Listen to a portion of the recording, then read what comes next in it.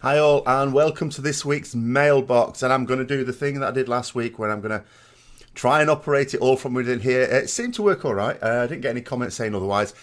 And another time pressure today, in that combination of a couple of things. So I don't want to do loads of editing of this. One is that British summertime is amongst us, so I've had an hour of sleep stolen by the clocks going forwards. You may have to watch out for that with my stream times, by the way. UK time, as it is now, is not the same as it was yesterday. It was GMT yesterday, now it's British summertime. Just an hour further forward. Anyway, never mind. And then the other thing is, apparently I might be doing some Mythic Plus this afternoon as well, so I need to make time for that. So, on to the first question from this week then. I don't know where this comes from. It's a shame you're Alliance scum now. They're now implying that I wasn't before. I've always been Alliance scum. Even when I was Horde, I was Alliance scum. And I was only Horde for like a year, anyway. Actually, I played very casually at a particular... After I'd left the game, I'd quit the game. Then I came back a little while later, just to play casually. And I was Horde then, in the Friends Guild, but that was just casual. But then I was also Horde. End of WoD, very early Legion. But even then, I was still Alliance. Like I say, I would even ask in fights, when are we going to use Hero or Heroism? And they would go, don't you mean Bloodlust? No, I mean Heroism. So I was an infiltrator. I was a fifth columnist. Even when I was, in theory, a Horde player, I was always an Alliance player. Next one. On to the more serious one. So, what the heck is this? You've got this super interesting information, but you can't say. It's not actually that interesting. So this is about the global cooldowns that Blizzard have slapped on offensive DPS cooldowns at the moment. And yes, basically the things I went over in that video are the things that occurred to me as I was coming across the news. But there is something that's going to be more data-driven, shall we say, because the stuff I was going over is just the feel of the game, how we'd like to play the game. It's all that sort of empirical stuff, but there is actually some data-driven reason why it's not going to work. But it's not I didn't come up with it, and the person who did doesn't want it becoming public just yet, so, fair enough. It is annoying, It's one of those things where sometimes, when you find things out and you can't actually say, it's annoying. But surely within the next week it's got to come out. It has to. But it's not that interesting. It's just data-driven. So if you're interested in data, it's interesting. But beyond that, it's not that interesting. It's just something that basically sinks the general idea of it, that's all. But yeah, hopefully I'm going to keep pushing that someone says something. Next one on. So many...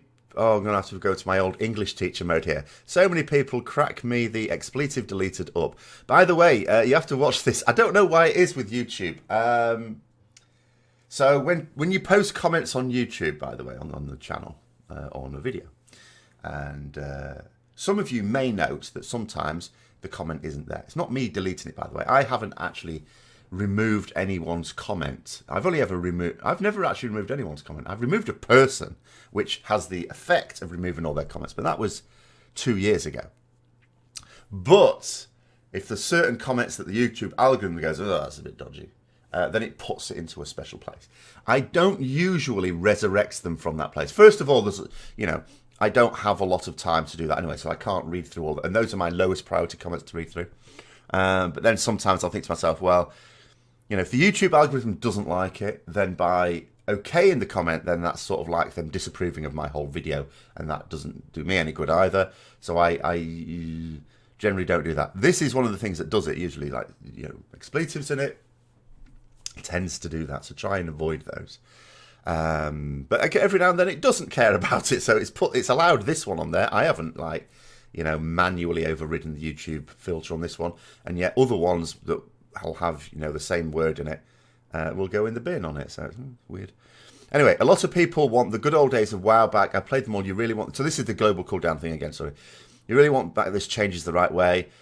In old WoW, there were no spells off the global cooldowns. Yeah, this is true. But the point I want to make on this one, people are using this argument. Fair enough. If you want to use that argument, that's okay. The argument that this person is saying is, okay, if you want to go right back to those old days, fine. it's not going back to the old days, though. This is the thing. We had hardly any abilities. Hardly any abilities. Oh, in fact, I can't find any. I didn't make any videos when I was doing vanilla. A few doing TBC. Even in TBC, all the abilities I needed for a particular role on any encounter could easily fit on one strip. And that's with different ranks of a healing spell. When I was healing, I mean, even DPSing, you needed only a little bit as well. And that was in TBC, where we had actually probably double the number of abilities compared to vanilla. I did anyway. There were very, very few abilities. So the fact that global cooldowns were on everything didn't really matter. Not everyone even had an offensive cooldown. Paladins didn't have an offensive cooldown till TBC. So the argument that everything was on the global cooldown in vanilla is, for my mind, if you want to argue it, fine, but it's totally null and void because it's a completely different kettle of fish. You know, you're talking about global cooldowns on abilities that still have global cooldowns on them now. Those same abilities. Because you didn't really have as many offensive cooldowns, and not every class had one at all.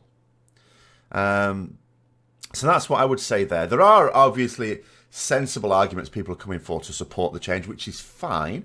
You know, I'm not one of these people that ever will try and say, oh, no one's in favour of this. I might say the majority are not in favour of this. Even that's pushing it. But yeah, so there will be people, and I said in the video itself, there will be people who will have some reason for approving of the change. There'll be others that disapprove of the change. All I was going through were my reasons why I disapprove in terms of the ones I'm allowed to say. And that's all there is to it.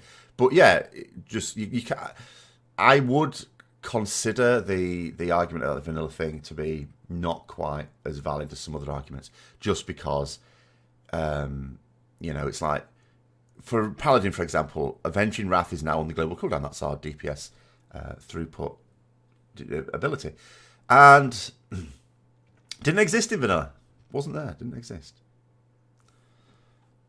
On to the next one. It says, the funny thing about this and what everyone refuses to notice, the very last paragraph is pretty damn important. This change isn't final. They want people to test it and respond, not just freak out. Alpha. I can understand how you would think that, because they said that. Yes, they did say, we want your feedback. But here's the thing. Do they? They've often shown in the past that they're not interested in feedback. Even when they say they are. They never say we're not interested in feedback. But almost all the time, they're not interested in feedback. There are certain people at Blizzard who are very receptive to feedback, and there are certain people who are not. And with this one,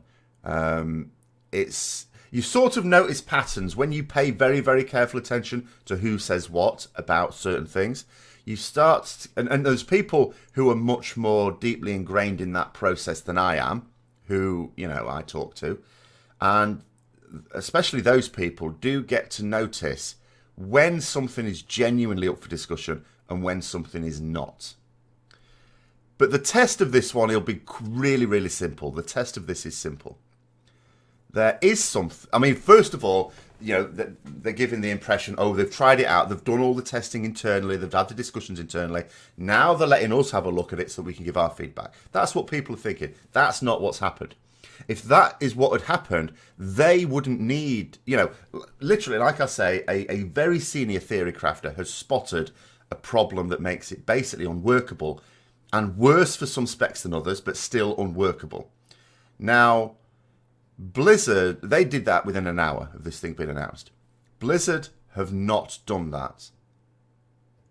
So they have, this is a knee-jerk reaction, you can tell that. And a knee-jerk reaction, the thing is, right, here's how I would look at it. So at some point, someone's going to come across this that wants this to go public.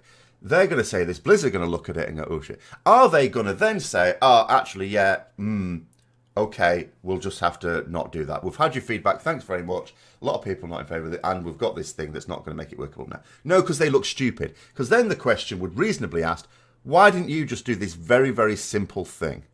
This thing that takes like 20, 30 minutes to do, just to test it out. Why did you not just sim it yourself to see what the effect would be on certain classes and specs? They look stupid. Of course they do. The best chance of this... So, and that will be the test of this. When this information comes out, are they going to say, oh, yeah, okay, yeah, we shouldn't do that? Or are they going to say, oh, we'll sort it out later? Or are they just going to put another Band-Aid onto the Band-Aid? You know, instead of just starting again and going, okay, that's not going to work, we'll have to think of something else. Are they just going to keep it in there and try and do another fix that will, of course, not work? That will be the big test of it. Only time can I'm afraid, tell on that one. Hopefully, I will be able to come back to that one. Next one, it says, so it's on to professions now. So I was looking at professions. I was looking at some of the craftable weapons. A lot of professions are going to be able to make weapons. It's not just in the hands of blacksmiths and scribes anymore. So there's a lot of professions going to be able to make weapons now. It says, I wonder if any of these craftable weapons will be useful to the character crafting them at max level, or if the weapons will be useful in a raid or high mythic plus.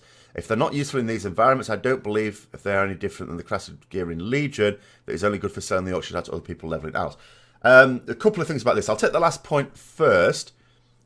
The crafted gear in Legion is actually really good. You know, and saying that it's only good for selling to auction houses to other people leveling out is not true. It's not useful. You sound like someone who does high-end Mythic Plus or raiding or something like that. Okay, not that useful to you except right at the start of the expansion. But that still makes it very useful for a lot of other players and their mains as well, not else. Not everyone's mains does high-level Mythic Plus or raids. So I actually think the Legion crafting has been a really good system. But coming to the first point, would they be useful in this?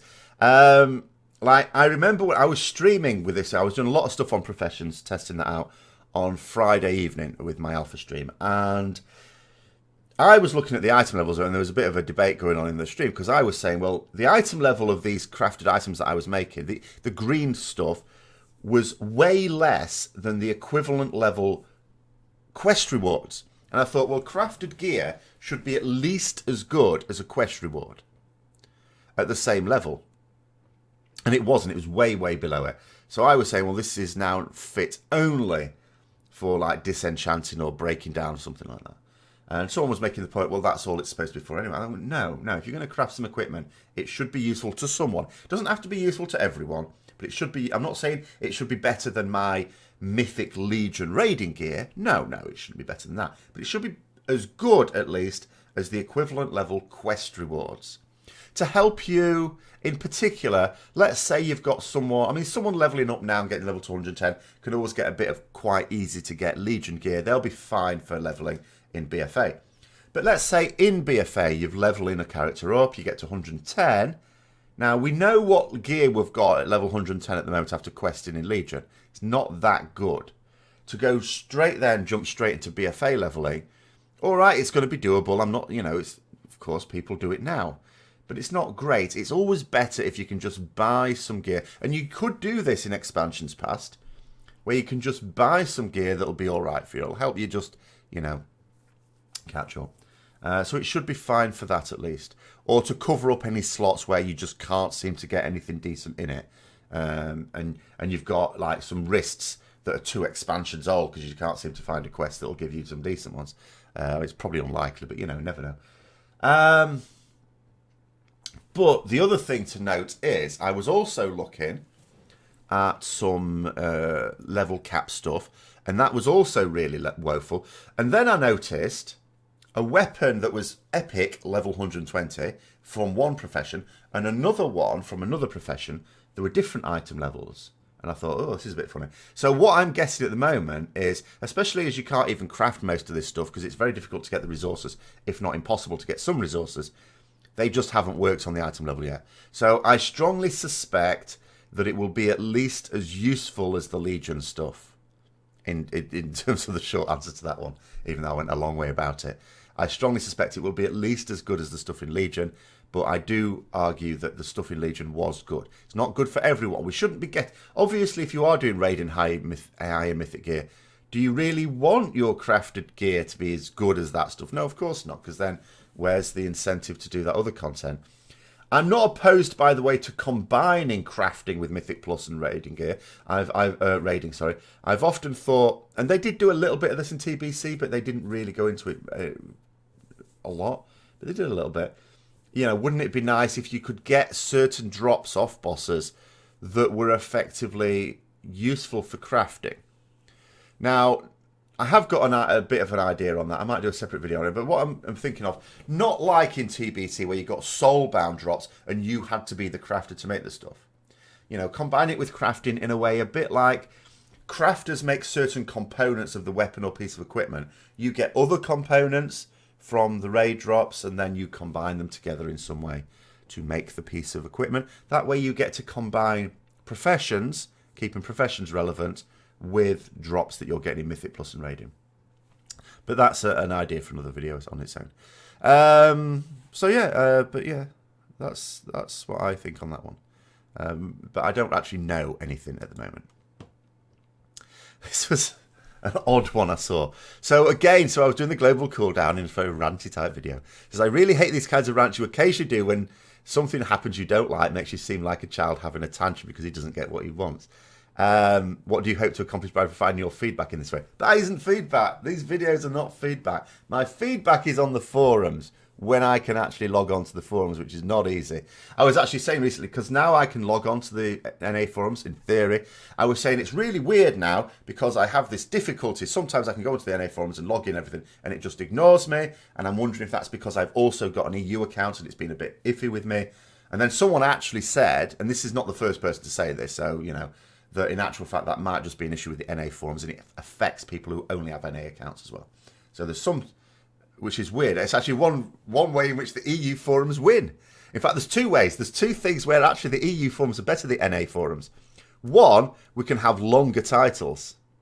There's titles, when I've duplicated posts sometimes on EU and NA, I've only done it a few times, but when I have, you know, I've put a title on the EU one, I've not been able to put the same title on the NA one. It doesn't allow as many characters in the title. And then the second one is I can log straight away into the EU forums. I can't do that on the NA forums. Sometimes it's hours before it'll let me log in. So I haven't been able to provide my feedback on this yet because I haven't been able to log in. But when I do, you know, I'll provide my feedback. The thing is, though, the videos are not feedback. They're like, I'm talking to you. And when I do something like this, I do a bit of a mock rant thing on it. I thought it was fairly obvious that it's tongue-in-cheek by the fact that, first of all, when I'd done the introduction, I did a small smile and telling look to the camera on that one, and also managed to bring gnomes into it. I thought those were less than subtle indicators that I might not be entirely serious. I'm always reminded, certainly in terms of the way I do, I understand that obviously people watching my videos wouldn't necessarily know exactly what I'm like as a person. But I never actually genuinely rant, ever. In my entire life, I've never done that. And I'm always reminded of Doctor Who. I'm a big fan of Doctor Who, more the original Doctor Who than the newer ones. And there's a great phrase in it where someone asks the Doctor one time, something like, "You're serious, aren't you?" And the Doctor replies, "About what I do, yes, but not necessarily the way I do it." And that's sort of the way I like to lead my life. So even when I'm talking about something quite serious, which the points I was making were very serious, I don't necessarily do it in a serious way. So, you know, there's that one. There explains that one, hopefully. But I did think it was obvious. I might have to put more obvious things in next time. So I have to do one comment at least about the Holy Light animation for Paladins, because there's a silly number of people watching that video still. It's not my most watched video in a particular week, but it's pretty close. Actually, no, in terms of views it is, actually, thinking about it. It's a very short video, so it doesn't appear towards the top, because watch time is more important for YouTube. But anyway, never mind. So in this particular one, so it's the animation one where you flick through the book without looking at it, by the way. So I did a short video on the new Holy Light on animation. And I wasn't really, I mean, people are treating it as if I've got a real serious objection to it. I don't. It's just a few little queries, very minor things. But yeah, you're flicking through this book, not even looking at it, boom, boom, boom, boom, boom, like my students. It says, yeah, keep the book, but maybe make it for Holy Shock instead. So there's more resemblance to the Warcraft 3 pally. If not, take out the page turning so it's not flipping around like crazy. The page flipping, yeah, if you took that out, it would look a lot better. But here's the thing. It says, make it Holy Shock instead so there's more resemblance to the Warcraft 3 paladin. A lot of people have been pointing this out because it is based on the Warcraft 3 animation. In the Warcraft 3 animation, this was a special ability that you weren't using that and then loads of other abilities straight after it. That was the difference. It wouldn't work for Holy Shock, obviously, now, because Holy Shock is an instant cast, followed by other casts. So that doesn't work. And yeah, this likening it to Warcraft 3, even though that's where it's come from, is a bit silly because there is, again, it's coming back to you can't compare it to then. In Warcraft 3, it was a special ability. You weren't spamming abilities on your hero class. You occasionally used an ability. Whereas now you don't. Whenever you use an ability, when you're actively healing or whatever now, you're going to follow it up with other ones. Especially these days. I mean, there was a time when, okay, if no one needed healing, you might sit around and scratch your ass for a bit. But now, if there's no one needs healing, you do some DPS instead. So there's still abilities to be pressing on a constant basis. But yeah, I had to have at least one comment on that one. Oh yeah, this is someone just in terms of in fact, the last few are sort of funny ones. So in terms of about the channel, so I do very much blah, blah, blah, blah, keep it the good. I wonder what Thete's goal is for his channel we consider success. It's very difficult to know what an end goal is for something that's hopefully going to continue to grow. However, in terms of what I consider success, I did state this a few years ago. Obviously, very few people would have seen that. And what I stated, what I wanted, for different aspects of it, obviously, there's several facets to the channel. One of them is the Retribution Paladin stuff, and one of them is the more general stuff from the point of view of a raider or PvE player, shall we say. Because I also enjoy questing, and I also enjoy dungeons, although I don't feel like being compelled to do lots of dungeons. And the measure of success is quite simple, in that I want to be someone who is able to present certain views on certain sections of the community to Blizzard. Okay, the official word, I believe, is influencer. In that regard, it's not successful. It hasn't been that successful. I have grown as a member of the Ret Paladin community since I remember. I can easily now compare Battle for Azeroth Alpha with Legion Alpha, because I was in Legion Alpha second wave, I was in Battle for Azeroth Alpha second wave, so I got lucky on both occasions there. I was actively doing my channel back in Legion Alpha as well. It's not, the channel was much newer, but I was actively trying to build it. So it's very easy for me to compare like for like now. Back in Legion Alpha, basically I was just doing videos like this. I was trying to post my comments. That was pretty much it. Since then, I've been, for example, asked to contribute something on Wowhead. So there's progress, at least on that one. And obviously I've appeared on Final Boss now on their Ret Paladin ones during Legion.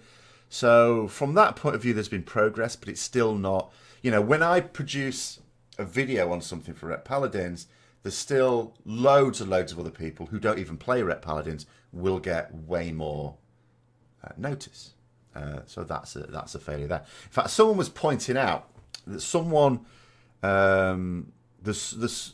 one of the Ret Paladin community members actually actively looks at videos that people are producing on Ret Paladins to see what people are making of it. And they deliberately will look at all sorts of videos, even the ones that are not getting that many views. And he posted one, and it was by someone who claims to play Ret Paladin, but it's actually quite clear within 2 minutes of watching this that they don't. They don't have the first idea about it. And what disappointed me was it was a video that was produced around about, it was when was it now? It was to do with some new Ret Paladin changes, the major ones that came out a few weeks ago. And I did a video at the same time, so it's quite easy to compare the two. They had very few subscribers, only about 1k subscribers. And yet their video only got about 2/3 the number of views mine did. So it didn't as many, but still not that far off. So that was disappointing. So that's also not a mark of success either. So that's it. So in terms of the success, I think on 2017 I dropped the ball quite a lot. until 2018. When it gets to Easter, a few days now, I've just got three days and a few hours to wait before I'm actually off for 2.5 weeks. And my aim is to actually, make some proper inroads there. That's my aim there. Right, okay. What is going on now? I've got some funny questions, I think. There's one more serious question, sorry. So it says, I think if you help down a boss, you should have a role at the loot. This is, of course, about the apparent enforcement of personal loot over master loot and situations. So one of the discussion points that was coming up based on that was the idea that, okay, well, trials. This would allow trials just to basically get loot, whereas normally in a guild, with Loot Council, a trial would probably not be eligible for loot unless it was a massive upgrade for them and not really much of an upgrade for normal raiders. But in a situation where it's a big upgrade for two, and one's a raider, one's a trial, the raider would get it. So someone's saying if you down a boss, you should have a role. Bear in mind a trial. Most trials, well, actually, I don't know. It's maybe not sensible to say that. A lot of trials, shall we say, will join a guild that is higher progress than them. Which means, because you tend to be upwardly mobile when it's in the middle of a tier. This is between tiers, maybe a different thing, but in the middle of a tier, you tend to. It's not always the case, and it's not always been the case with me, but you'll tend to join someone more advanced than you. That means that you'll be doing bosses that you haven't done before, and even if you're doing a boss that you've done before, you'll be doing it in a different way. As a result, your performance is not necessarily going to be amazing because, one, you will not necessarily be familiar with your role within it because it may be very different to what you've experienced before, or two, you may have no experience on that boss at all, in which case everyone else is effectively potentially having to work harder to help you out, to help cover for you when you don't perform as well as you otherwise might. It depends. I mean, on some fights, you might be given a very... trials tend to be given as simple a role as the raid leader can give them. But in Mythic Raiding especially, that may not be all that straightforward.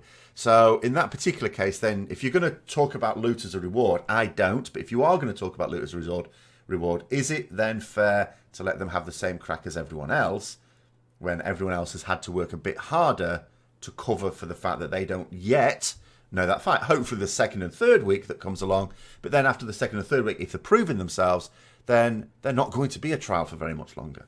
So that should sort it out. That's what I would argue there. But that being said, loot shouldn't be a reward anyway in an organised guild group. It is, of course, in a pug group. It's your reward for putting up with the pug. But in a guild group, it's a tool to help you progress the next boss. You kill a boss, the best loot should go to the people who are going to then be getting the most use of it on the next boss. So you might have, for example, two people, A and B, and you've got a particular upgrade. And let's say it's a massive upgrade for both of them, but it's a bigger upgrade for person A.